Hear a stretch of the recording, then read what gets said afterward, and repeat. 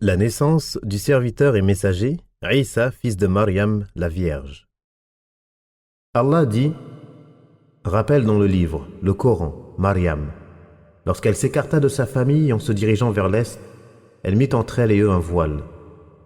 Nous lui envoyâmes notre esprit, Djibril, sous la forme d'un homme parfait. Elle dit, je cherche refuge auprès du tout miséricordieux contre toi. Si tu es pieux, ne m'approche point. Il dit, je ne suis qu'un messager de ton Seigneur pour t'annoncer un fils pur. Elle dit, comment aurais-je un fils alors qu'aucun homme ne m'a touché et que je ne suis pas une prostituée? Il dit, certes, ton Seigneur en a décidé ainsi et a dit, cela m'est facile, afin que nous fassions de lui un signe pour les gens et une miséricorde de notre part. Ceci est une affaire décrétée. Elle fut alors enceinte de l'enfant et elle se retira avec lui en un lieu éloigné. Puis les douleurs de l'enfantement l'amenèrent au tronc d'un palmier et elle dit, malheur à moi, j'aurais préféré mourir avant cet instant et être totalement oubliée. Alors l'ange l'appela d'au-dessous d'elle et lui dit, ne t'attriste pas, ton Seigneur a placé à tes pieds une source. Tire vers toi le tronc du palmier. Des dattes fraîches et mûres tomberont sur toi. Mange et bois et réjouis-toi.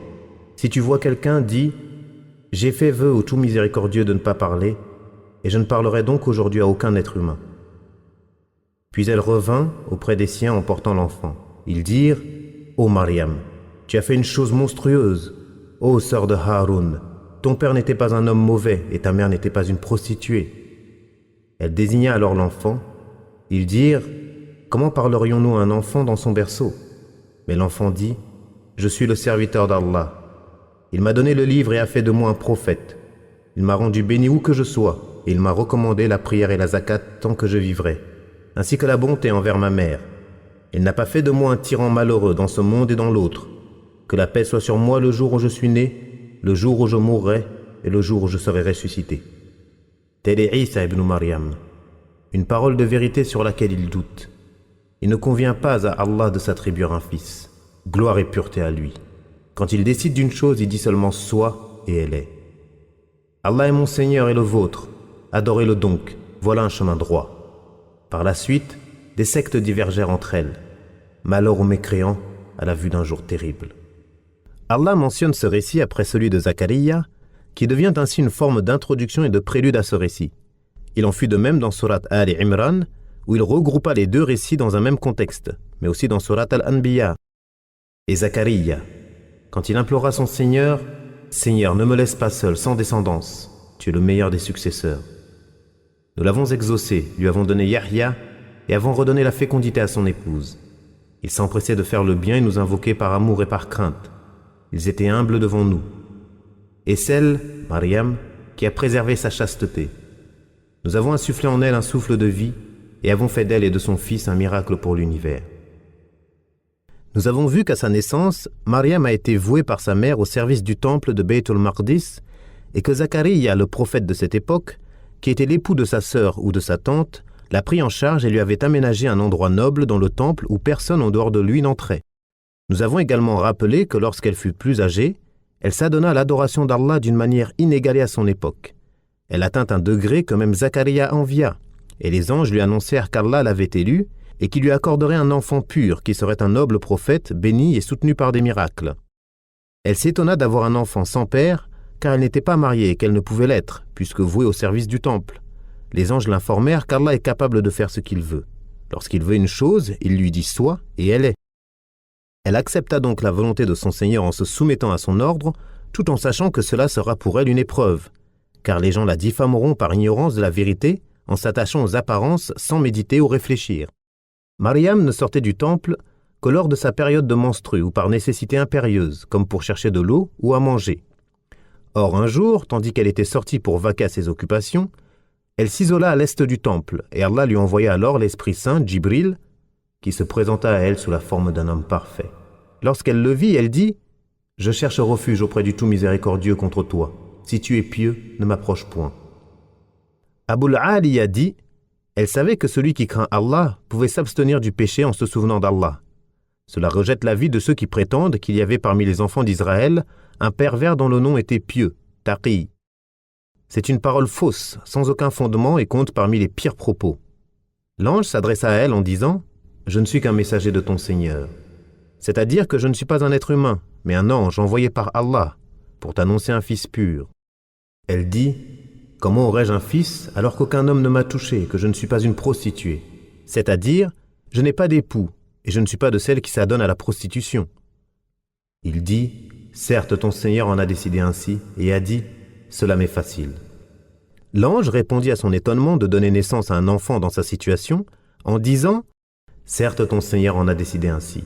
C'est-à-dire qu'il a promis qu'il créerait de toi un enfant, bien que tu ne sois pas marié, ne sois pas une prostituée. Cela m'est facile. Cela est aisé et simple pour lui car il est capable de réaliser ce qu'il veut, afin que nous fassions de lui un signe pour les gens.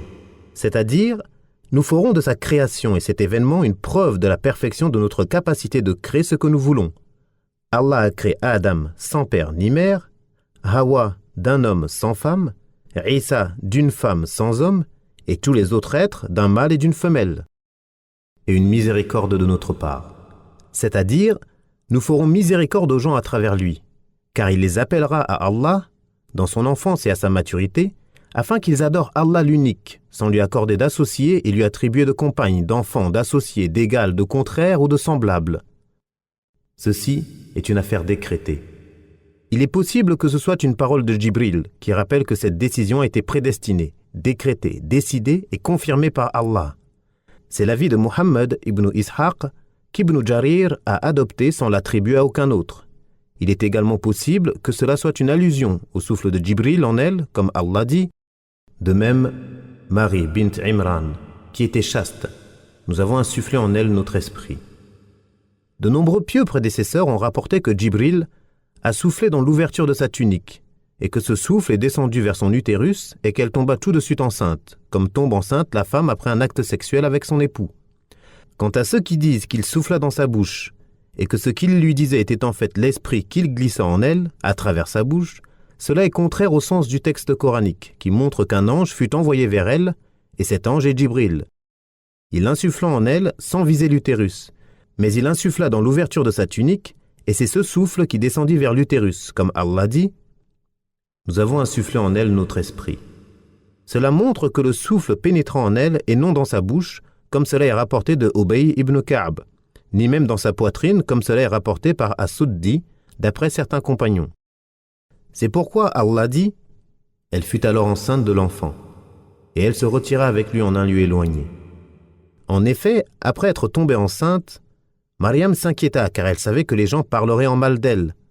De nombreux pieux prédécesseurs, dont Wahb ibn Munabbih, ont dit que lorsque les signes de la grossesse apparurent, le premier à s'en apercevoir fut un adorateur des enfants d'Israël, nommé Youssouf ibn Ya'qub, le menuisier, son cousin. Il en fut très étonné car il connaissait sa piété, sa dévotion et sa chasteté. Il la voyait enceinte alors qu'elle n'était pas mariée. Un jour, il lui dit « Ô Mariam, existe-t-il une plante sans semence ?»« Oui. » « Et qui a créé la première plante ?»« Peut-on avoir des arbres sans eau ni pluie ?»« Oui. » « Et qui a créé le premier arbre ?»« Peut-on avoir un enfant sans père ?»« Oui. » Allah a créé Adam sans père ni mère. Informe-moi donc de ton cas. Allah m'a fait une bonne annonce. Allah t'annonce une parole de sa part. Son nom sera le Messie, Isa ibn Maryam, illustre ici-bas comme dans l'au-delà, et parmi les rapprochés d'Allah. Il parlera aux gens dans le berceau et en son âge mûr, et il sera du nombre des vertueux. On rapporte que Zacharia l'interrogea de la même façon et qu'elle répondit de la même manière, et Allah est plus savant. Il semble que Mariam ait porté son enfant pendant 9 mois comme toutes les femmes, et s'il en avait été autrement, cela aurait été mentionné. Toutefois, Ibn Abbas et Ikrima rapportent qu'elle le porta durant 8 mois. On rapporte également d'Ibn Abbas qu'elle le mit au monde aussitôt qu'il fut conçu. D'autres prétendent qu'elle ne l'a porté que 9 heures, en s'appuyant sur ce verset. Elle fut alors enceinte de l'enfant, et elle se retira avec lui en un lieu éloigné. Puis les douleurs de l'enfantement la menèrent au tronc d'un palmier. Cependant, ce qui est authentique est que les étapes se succèdent selon leur nature, comme Allah dit « Ne vois-tu pas qu'Allah a fait descendre une eau du ciel et que la terre devient alors verdoyante ? Puis nous avons fait du sperme un caillot de sang. Du caillot de sang, nous avons créé un embryon, et de cet embryon, nous avons créé des os et avons revêtu les os de chair. Ensuite, nous l'avons transformé en une toute autre création. Béni soit Allah, le meilleur des créateurs. » Or, il est connu qu'il y a un intervalle de 40 jours entre chaque étape, comme cela est rapporté authentiquement du prophète. Elle dit « Malheur à moi, j'aurais préféré mourir avant cet instant et être totalement oubliée. » C'est une preuve que l'on peut souhaiter la mort dans les périodes de trouble, car elle savait que les gens l'accuseraient faussement et ne la croiraient pas, lorsqu'elle viendrait vers eux avec un bébé dans les bras, même s'ils connaissaient sa dévotion continue dans la mosquée, et qu'elle descendait d'une famille de prophètes et de religieux. Elle fut tellement soucieuse qu'elle alla jusqu'à souhaiter sa propre mort ou être totalement oubliée, c'est-à-dire n'avoir jamais existé. Alors, on l'appela d'au-dessous d'elle. Une autre lecture du verset donne le sens suivant. Celui qui était sous elle l'appela. Il y a deux avis à ce sujet. Le premier est qu'il s'agissait de Jibril. C'est l'avis d'Al-Aufi qui rapporte d'Ibn Abbas « Isa n'a parlé qu'en présence des gens ». C'est aussi l'avis de Saïd ibn Jubayr, Amr ibn Maymoun, Ad-Dahak, As-Suddi et Qatada. Mais pour Mujahid, Al-Hassan ibn Zaïd et Saïd ibn Jubayr, selon un autre avis, c'est bien son fils Isa qui s'adressa à elle. C'est là l'avis d'Ibn Jarir. Ne t'attriste pas. Ton Seigneur a placé à tes pieds une source. La majorité des savants dit qu'il s'agit d'une rivière, et cela est rapporté dans un hadith d'At-Tabarani. Mais sa chaîne de transmission est faible, comme l'a montré Ibn Jarir, et c'est là la vérité. Al-Hassan, Al-Rabi' ibn Anas, Ibn Aslam et d'autres ont dit que la source désignait son fils. Mais l'avis authentique est le premier, d'après la parole d'Allah, « Tire vers toi le tronc du palmier. Des dattes fraîches et mûres tomberont sur toi. » Ainsi, il a mentionné la nourriture et la boisson, et c'est pourquoi il dit « Mange et bois et réjouis-toi. » On dit que le tronc était sec, ou au contraire que le palmier était chargé de fruits. Mais Allah est plus savant. Il est possible que ce palmier n'avait pas alors encore produit de fruits, car la naissance de Isa eut lieu en hiver, ce qui n'est pas la saison de la floraison. C'est ce que l'on peut déduire de la parole d'Allah, qui mentionne la faveur qu'il lui accorde en disant « Des dattes fraîches et mûres tomberont sur toi. » Amr ibn Maymoun dit « Il n'y a rien de meilleur pour la femme en couche que les dattes sèches et fraîches. » Puis il récita ensuite ce verset. Allah dit « Si tu vois quelqu'un, dis « J'ai fait vœu au tout miséricordieux de ne pas parler. Je ne parlerai donc aujourd'hui à aucun être humain. » Cela fait partie des propos de celui qui l'a interpellé d'au-dessous d'elle en disant « Mange et bois et réjouis-toi. Si tu vois quelqu'un, dis, en lui faisant signe, j'ai fait un vœu au tout miséricordieux, d'observer le silence. » Qatada, As-Suddi et Ibn Aslam ont dit qu'il faisait partie de leur législation de renoncer à la parole et la nourriture, comme cela apparaît dans sa parole « Je ne parlerai donc aujourd'hui à aucun être humain. » Par contre, dans notre législation, il est détestable de garder le silence du matin au soir. Allah dit « Puis elle revint auprès des siens en portant l'enfant. Ils dirent « Ô Mariam, tu as fait une chose monstrueuse. Ô sœur de Haroun, ton père n'était pas un homme mauvais et ta mère n'était pas une prostituée. » De nombreux pieux prédécesseurs ont rapporté des gens du livre qu'après que Mariam ait disparu, ils partirent à sa recherche. Ils la trouvèrent là où elle s'était arrêtée, entourée de lumière. C'est alors qu'ils virent avec elle un enfant et lui dirent « Ô Mariam, tu as fait une chose monstrueuse, c'est-à-dire un acte abominable. » Ce récit des gens du livre est discutable, et le début contredit la fin car le texte coranique montre que c'est Mariam qui vint à eux en tenant son enfant dans ses bras. Ibn Abbas a dit « Cela eut lieu 40 jours après son accouchement. L'essentiel est que lorsqu'ils la virent portant son enfant, ils dirent « Ô Mariam, tu as fait une chose monstrueuse, c'est-à-dire une chose infâme et grave, en parole ou en acte. » Puis ils lui dirent « Ô sœur de Haroun !» On rapporte qu'ils l'ont comparé à un adorateur de leur époque qu'elle égalait en dévotion, et dont le nom était Haroun. On rapporte également qu'ils l'ont comparé à un débauché de leur époque dont le nom était Haroun, comme c'est l'avis de Saïd ibn Jubayr. On dit également qu'il désignait ainsi Haroun, le frère de Moussa, et l'ont comparé à lui dans sa dévotion.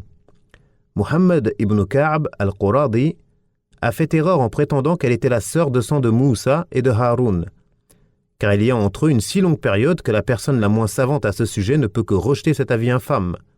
Il a peut-être été trompé par ce qui est mentionné dans la Torah disant que Mariam, la sœur de Moussa et Haroun, frappa du tambour le jour où Allah sauva Moussa et son peuple et noya Pharaon et ses notables. Il pensa alors que l'une désignait l'autre. Cela est le comble de la fausseté et de l'opposition aux hadiths authentiques et aux textes coraniques, comme nous l'avons montré longuement dans At-Tafsir, et la louange est à Allah. On rapporte un hadith authentique prouvant qu'elle avait un frère du nom de Haroun, et rien dans le récit de sa naissance ne montre qu'elle n'aurait eu aucun frère, et Allah est plus savant. L'imam Ahmed rapporte d'après Al-Mughira ibn Shu'bah: le messager d'Allah m'a envoyé auprès des habitants de Najran, qui m'ont dit: vous récitez, ô sœur de Haroun, alors que de nombreuses années séparent Moussa de Isa. Je suis alors revenu chez le prophète et lui ai rapporté cela. Il me dit: pourquoi ne leur as-tu pas informé qu'ils s'appelaient par les noms des prophètes et des pieux venus avant eux? L'essentiel est qu'ils ont dit: ô sœur de Haroun. Et le hadith prouve qu'elle avait un frère de sang qui s'appelait Haroun, connu pour sa dévotion, sa piété et sa bonté. C'est pour cela qu'ils dirent: ton père n'était pas un homme mauvais et ta mère n'était pas une prostituée. C'est-à-dire, tu n'appartiens pas à une mauvaise famille, car ni ton père, ni ta mère, ni ton frère n'ont une mauvaise réputation. Ils l'accusèrent donc de s'être adonné à la fornication, et la plus grande des calamités.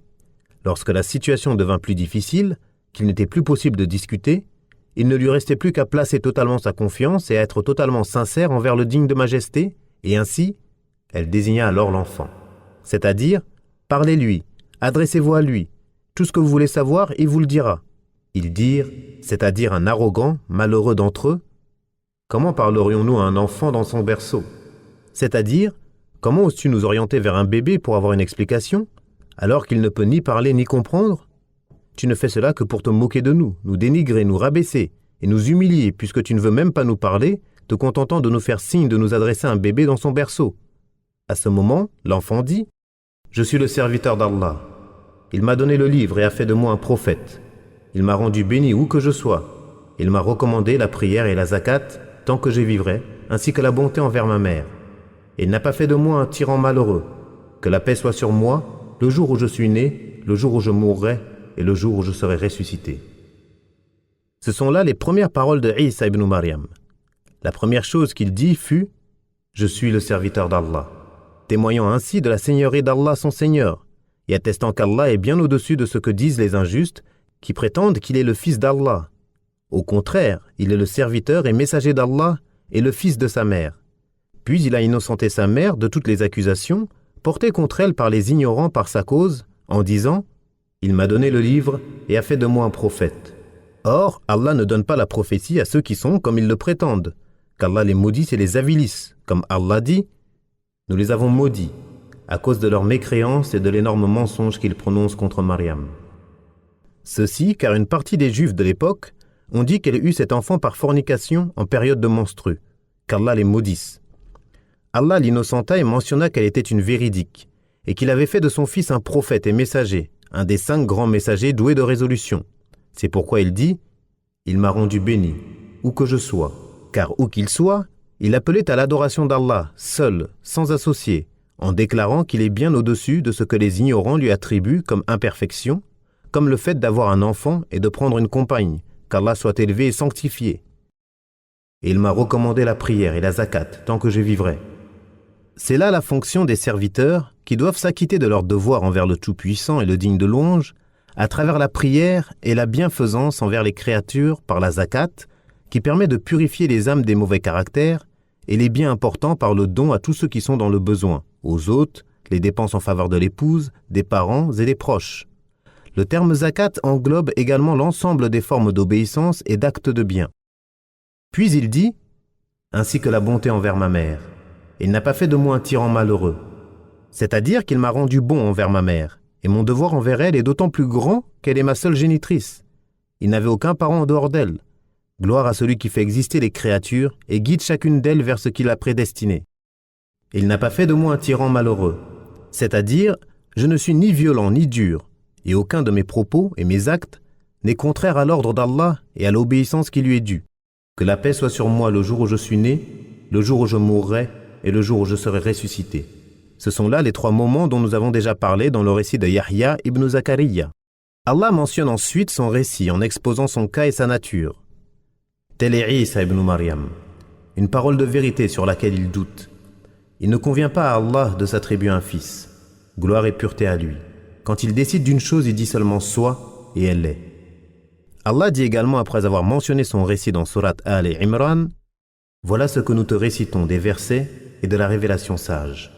Pour Allah, Isa est comme Adam, il créa de terre, puis il lui dit « Sois » et il fut. La vérité vient de ton Seigneur, alors ne sois donc pas du nombre des sceptiques.